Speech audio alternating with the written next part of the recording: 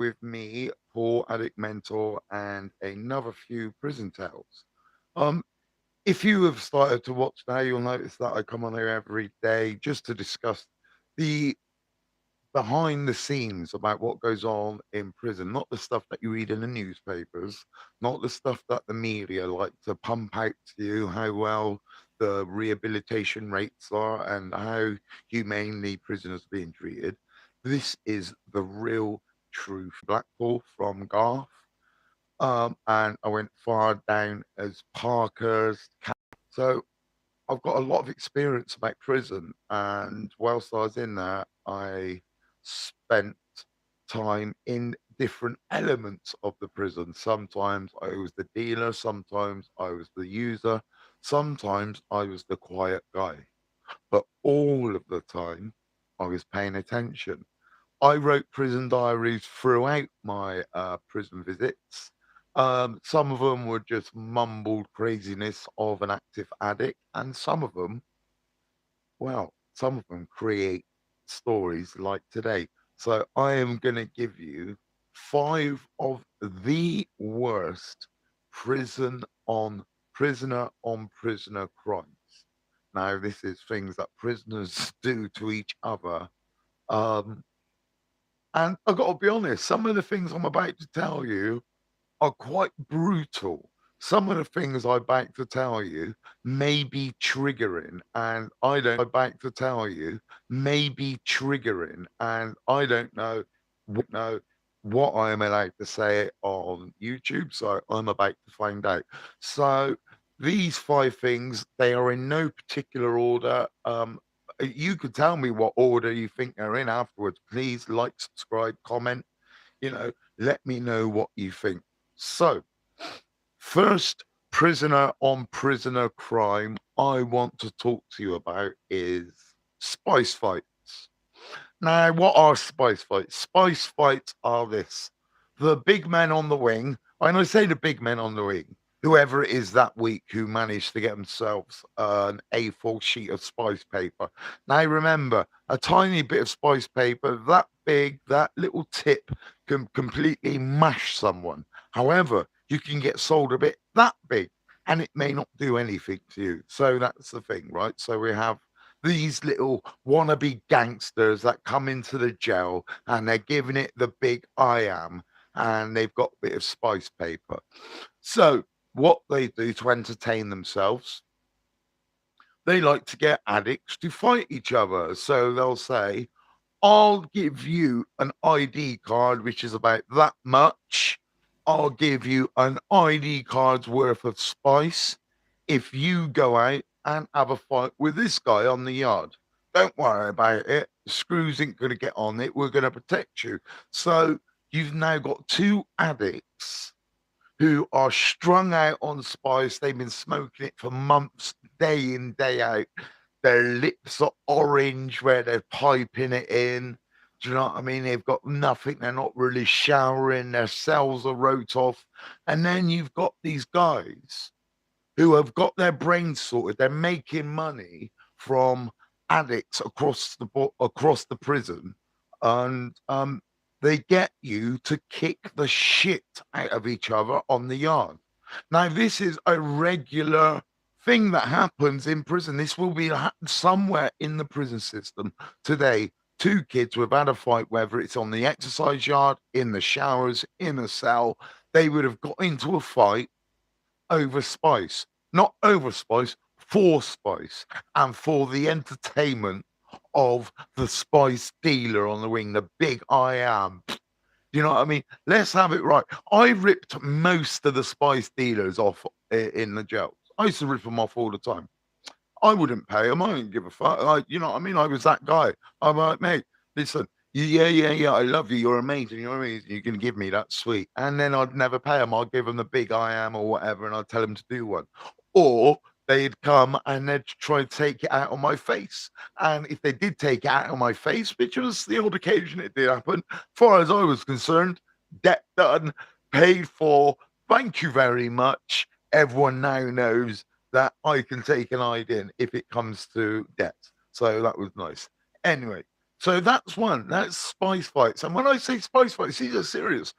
I've seen kids fuck themselves up and get smashed up real bad just for the entertainment of other people on the wing. So there, that is the first prisoner on prisoner crime, the spice fight. It needs to stop. And if I've got my way and I continue doing what we are doing, I promise you, I'm going to get into the prisons and I'm going to bait it up. I'm going to open all of these up to the public. Everyone's going to know about these things. The next thing, ah, Screw's doings. What is Screw's doings? What do I mean by that? What I mean is when prison officers pay a prisoner. Now, when I say pay, it's very smart. This could be paying them by letting them get a job that they've been on after for a while, paying them, letting them get out to use the phone, or knowing they got a phone in their cell, a little Zanko Smarty, whatever it is, and they're letting them get away with it. So for this, there is a cost. There is a big cost for people who are doing Screw's doings. And you may have to then go in and fuck someone up. You may have to go plant something in another person's cell. You may just have to spread malicious rumors to about another prisoner. And this, because you were doing this for the Screws, when that guy gets fucked up, cut up, smashed up, whatever it is, his cell burnt out, that's because the prison officer has made that happen. Now, I know there will be people like in the community going, prison officers don't do that. Don't be stupid. They're there to protect the vulnerable and make sure you're rehabilitated. That is a bunch of nonsense. And please, please don't hate. You know, you can write whatever you need to in the comments because you are all entitled to your own opinion. But I spent 22 years in prison. How long did you? So what I'm saying is prison officers are corruptible just like anyone. You know, they bring drugs in for prisoners. They smuggle in computer games, chips, so the guys can watch porn on their TVs, and all of that stuff happens, right? So these are Screw's doings, but it's the ripple effect, man. That's why it is made my top 5 prisoner on prisoner crimes, because when you are doing something to another convict to help a prison officer, right? You might as well be a policeman. You might as well have been the guy in court putting handcuffs on you when the judge told you you got 10 years. You may have well have been that person because what you are doing when you go and go, right, I'm going to work for this prison officer now because they're going to look after me. What you're doing is scumful behavior. And that is why it is in my top 5 of worst prisoner on prisoner crimes. Number 3. Ooh, now we're getting talking about some long term crazy. We are talking about hot watering and hot oiling someone. Now, as you can imagine, there are some crazy ass people in the prison system. Crazy, right? The most violent, ruthless, thug like people you're going to come across are in the prison system. And at the same time, they're some of the most devious, the most vulnerable, the most lonely people in the system at the same time. But when problems erupt inside a prison, when people start getting upset with each other, there's many options. There's go into a cell and have a toe to toe, have it out. But unfortunately, many prisoners don't know how to take it hiding. They've never been in a real fight. You know, most guys who come into jail, look at the lifers. Let's go to the lifers, for example. Most lifers are what I call accidental life sentence prisoners. That means they have committed one offense one time in their life, and all of a sudden they're a long termer in prison living amongst the scum of society and, like I said, the most vulnerable of society in the same spot. So when that happens, when beef erupts and people start wanting to get it on, toe to toes, like I said, doesn't really happen because these guys don't really know how to fight because they've lived a normal life. So hot watering occurs. Now, this is pretty much how it sounds. Most prisoners have a travel kettle in their cell, right? So they've got a kettle they can boil. Not only can you boil it, what I used to do, this is my trick. In the plastic kettle, there's a little on switch, and just around the on switch, there was a gap. I used to slip my knife, plastic knife, into that gap, press it on, and it would keep my kettle on constant boil, right? So it'd be on constant boil. Now, I used it myself for cooking food. Now, that's for another time, another story for another day. But also, it was when I was having beef, I had trouble on the gel, and I thought, right, that's it. So, what people would do, they'd put their kettle on super boil, so they'd leave it boiling for ages and ages. And then they would add about half a bag of sugar into this. And now you've got syrup. You've got super boiled hot syrup. So man will just come straight out of their cell, walk to whoever it is they've got problems with, bit of a side angle, never do it face on because your hand does that. Right, it does that as a natural thing. When you try to flick it, it goes back, and you will end up putting hot um hot syrup on yourself. So the man them who know, you do it sideways, you fling it so it goes outwards in an outwards trajectory across someone's face. Now let me explain to you. I have seen a black guy. Now he was like 4 or 5 tones darker than me. This hot syrup hit his face, and he had like splinters of white. His face went white instantly like that. Never heard such excruciating noises coming out of a human being up until that point. That was the first time I saw someone properly get like done with the hot water. But like I said, it's not hot water, it's syrup, right? So that is one side of it. But the other side of it is hot oil. So I was in HMP Parkhurst. Now, for people who will know and remember, um, you used to have B wing and C wing. Used to be the cooking wings. It's changed now. It's full of paedophiles and sex offenders and supergrasses. The whole of HMP um, Isle of Wight is now full of sex offenders and that kind of prisoner. But back in the day, it was just for long-term prisoners. And I was there cooking one day, and I noticed this guy got 2 tubs of margarine, put it straight into the pan, and he was like, as calm as you like. He was like, yes, Simmo, chatting to me, just having a convo. And he's just started to put this boil down this oil. Right? And I'm thinking, raw, man's going in, he's on for making some chips and everything. This prison, this Parker's is next level, man.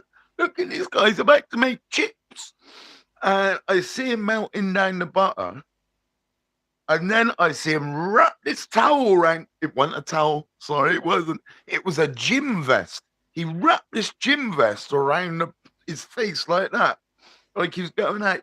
He walked out onto the landing and just dashed this fucking oil right in another prisoner's face. Now, the scream was intense, the pain was real, and to say that's the only time it happened, that would be a lie. I witnessed that maybe 3 or 4 times in my time when I was in Parkhurst. And people will ask, where have all the cooking facilities gone within the prison system? Well, now you know where they've gone. They've gone because you give prisoners access to hot oil and things like they take advantage. The kettles they have to give you because they like to keep people banged up so much. They have to give you hot water facilities within your cell. So that's what they do, right? However, the crime of the prisoner on prisoner crime of hot water and hot oil is one of the most disgusting ones because it really does show you the deprived behavior that human beings can inflict on each other through sometimes it can be as little as man pushed past me in the dinner queue. Man took the piss. You know what I mean? I asked him to do something and it took him a week to do it. I'm not having that. And unfortunately, in the prison system, that stuff happens a lot because the smallest things in a day make the hugest difference because you have to imagine prison is Groundhog Day. That, but without much change within the Groundhog Day, it's the same. Wake up, have your breakfast, wait for lunch, or go to work, gym, wait for lunch, after blah blah blah, and it goes on and on and on, and around it goes like that. So it's really, really kind of, you know, the small things make the huge difference. So hot water in with, and I say hot water, I do mean to say syruping, but you know what I mean, and oil is pretty out there. Now, number three, right? Number four. Number three, where are we on? Number four. We're on number four. We're on number four. Yes, we are. Number four, I do have to say this, and I never say this on anything that I do, but I am going to say now, if you have been abused, sexually abused like that, like I have, so I know, and you find anything like that, that conversation, this next one ain't for you, right? But I have to talk about it because this happens in prison, and right now, I've got your brains thinking, and trust me, I doubt it is thinking what I'm thinking unless you've been up the jail. So, I've told you before about when people come into the prisons and they've got drugs, and there was man like me who want their drugs, right? But I'll tell you this: I've robbed people in prison. Of course, I did. I was ruthless and scandalous, and so were many others. But I never, ever even considered what I'm about to tell you. The worst prison on prisoner crime, as far as I'm concerned, is spooning someone. Now, I'm not talking about climbing into man's bed and cuddling up to him so your balls are touching his ass cheeks. No, no, no. I am talking about when a person comes into a prison with drugs inserted up their ass and the robbery squad come in and then decide they want to take it. Now, you've made the man squat. It ain't coming out. He's got it plugged, obviously. So, and then you're trying to make a man shit. Yes, you've heard me right. There are people in prison that will go and bully a man and go, "You better shit on that toilet and prove you ain't got anything inside you." Or there is the spooner. Now, in prison, if you get caught doing this, you are ending up with a conviction of sexual assault. So this is a warning for all you lot who think you're a big man and you think you're going in jail and you're listening to my chat and you're thinking, yeah, I'm going to do that. Just know you're going to be branded as a rapist, a nonce, a wrong and a bacon. This is for, this is what happens. About 3 or 4 men will drag you in a cell, drag you in a shower room, wherever it is, bend you over, rip your pants down, and shove a prison plastic spoon up your backside to drag out what other drugs you got inside there, drugs, phones, whatever it is. That is prisoners do that to other prisoners. In society, you would go, "Are you actually taking the piss? Are you being serious?" That can't seriously happen. I've witnessed it. I've not been a party to it, but I have witnessed it happening. Right? It's prison. Sometimes you're in a situation that you just can't walk away from. If you walk away from it, people are going to know you're not agreeing with it. And then you're going to end up getting yourself fucked up because you're not part of the mandem. You're not part of the squad. You get me? So spooning happens. the last example of that, I wasn't in the cell when this happened, right? So I was in, I'm not going to say what prison because it could cause people repercussions. So I was in a certain prison. My cell was, I had a nice cell, a little bit out of the way. It was down a little round the corner, just nice out of the way somewhere. And a couple of boys said, "Yo, Simmo," because everyone used to call me Simmo back then. I am now Paul Addict Mentor, obviously. But back then I was Simmo. They're like, "Simmo, can we use your cell?" I'm like, "Yeah, sweet." Usually that's when the big men, the gangsters men, they would go to my cell and secretly have a boot away from their guys because they didn't want their guys knowing that they smoke fucking heroin. Of course they don't, but that's what they used to do. So I used to let a few of them do it because they always used to leave a little something in my cell for me. I've gone back up to my cell about half hour after. I walked in there straight.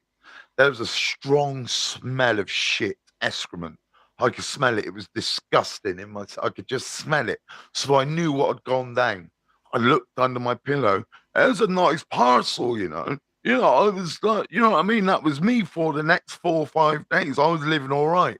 But what disgusted me was they'd left tissue and cling film that was covered in blood and excrement and a spoon, man. It was just one of the most disgusting things. And that's one of the reasons why many people in prison get PTSD because it's the state of the environment, the state of the behavior that people come across.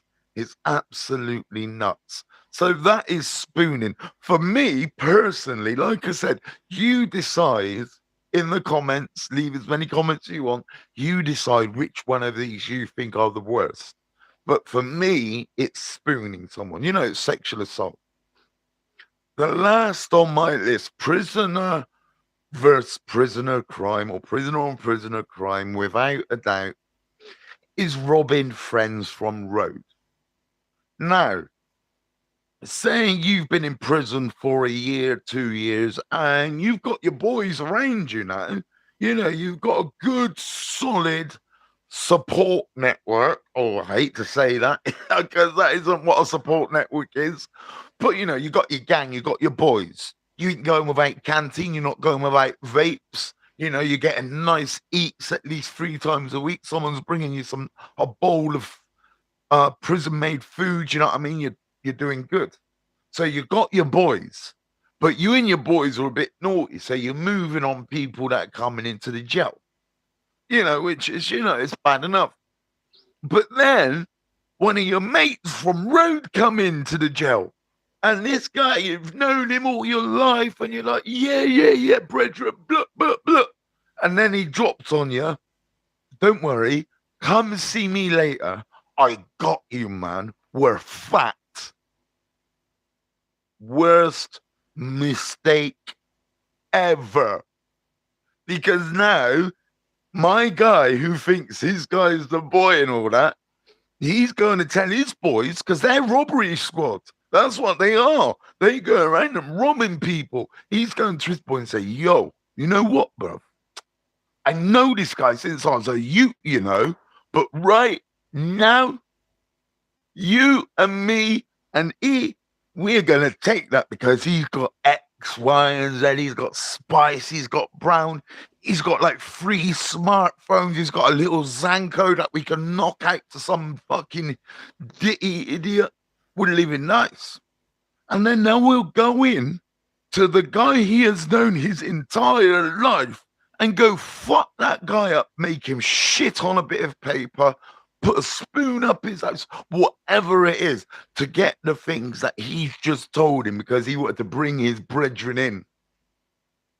So they are by far what I feel are the 5 worst prisoner on prisoner crimes, offenses against offenders that you could come across. If you don't agree with me and you think, "Nah, Paul, you've forgotten this one, and what about when people do this?" Let me know, because there's a few.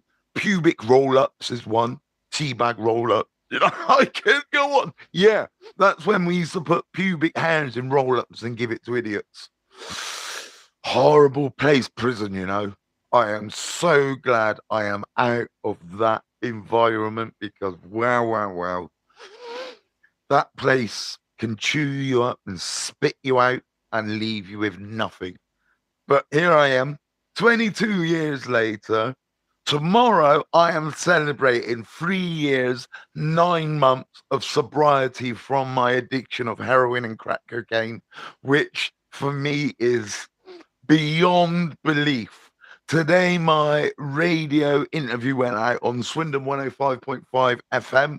It was amazing, and it was the start of my journey to be a radio host on that radio channel. So it goes to show, even though, I've lived around the craziness, the manicness, the disgustingness, the debauchery of the prison system, I've come through it, I've lived it, I'm shaking it off.